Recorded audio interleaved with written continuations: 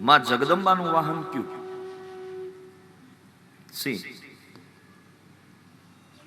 સિંહ ને નંદીને બને.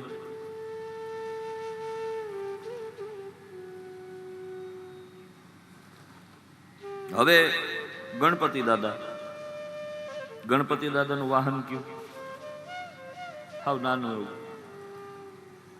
મૂષક, ઉંદર. ઉંદર ને હરપ ને બને. ઓલ્યું આને ખાઈ જાય ને આને ખાઈ જાય, બધા દુશ્મનો. તોય કૈલાસમાં બધા આમ આરામથી બધા ભેગા બેઠા છે. દુશ્મની હોવા છતાંય બસ આનું નામ જ શિવ દરબાર. દુશ્મની હોવા છતાંય ભેગા બેસાડે, આનું નામ મારો શિવ. એમાંથી એક અપવાદ છે, હાવ મંદિરની બહાર નથી, કાચબો હાવ શાંતિ બેઠો છે. બોલો ના. ભગવાન મહાદેવના મંદિરમાં જાઓ એટલે પેલા નંદિકેશ્વર આવે. નંદી એટલે ધર્મ છે. ધર્મના 4 ચરણ છે. 4 પૈકી 3 આરામ ઉપર છે, 4થો દયા છે. દયા ઉપર કળિયુગ ટકેલો છે. કળિયુગમાં ધર્મ ટકેલો છે. કે ધર્મથી આગળ જાઓ એટલે કાચબો છે. કાચબો સંયમનું પ્રતીક છે. જે માણસ સંયમી હોય એ જ શિવ મંદિરમાં જઈ શકે. અને જતા એક બાજુ જુઓ મારો ગણપતિ બાપા બેઠો છે, ગણેશ એટલે જ્ઞાન.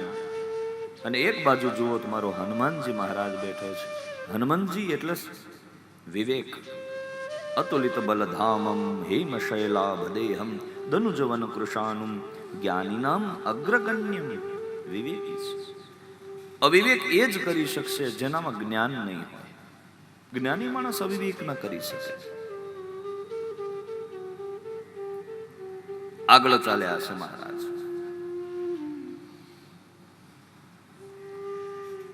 રામનું દર્શન કરી મારીચનો સ્વભાવ બદલાય છે.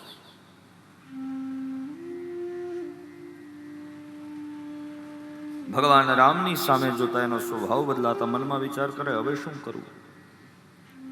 કામ કરવાનું ભૂલી ગયો. વારંવાર રામ ઉપર આક્રમણ કરવાનો પ્રયાસ કરે, વળી પાછા નજીકથી જોઈ લે એટલે પાછા ઉભા રહે, દર્શન કર્યા રાખે. તો રામજી કે આને એક કરંટ દેવાની જરૂર છે. બોલો નારાયણ. તો મારુચને સામે જોઈને વિચાર્યું કે આ ભગત માણસ થઈ ગયો છે, થોડો 50% થોડું ઓલું વધ્યું છે, પણ હવે એક કામ કરી આને મારવો નથી. ભગવાન રામે એક ફણા વિનાનું બાણ કાઢ્યું છે. પ્રત્યંચાને ચડાવી અને ભગવાન ફણા વિનાનું બાણ મારે છે. તમારો રામ મારીચને વાગ્યું એટલે મારીચ 100 જોજન દૂર જઈને પડ્યો. 2 ઝાડવાની વચ્ચે પડ્યો કે આમાં ફણા વિનાનું બાર માંડ્યું ને આપણી આ હાલત થઈ. જો ફણા વાળું મર્યું હોત તો આપણા રામ રમી જાય. બોલો નારાયણ. ખરદૂષણ મારીચ સુબાહુ આદિ રાક્ષસો હતા અને એને ભગવાન રામે ઉદ્ધારિત કર્યા છે. એમાંથી અમુકને છોડી દીધા અને અમુક જે હતા. અને ત્યારે રાવણને ખબર પડી ગઈ, ખરદૂષણ મમ સમ બલવંતા તિનહી કો મારે બિનુ ભગવંતા. રામનો જન્મ થઈ ગયો છે, ભગવાન આવી ગયો છે.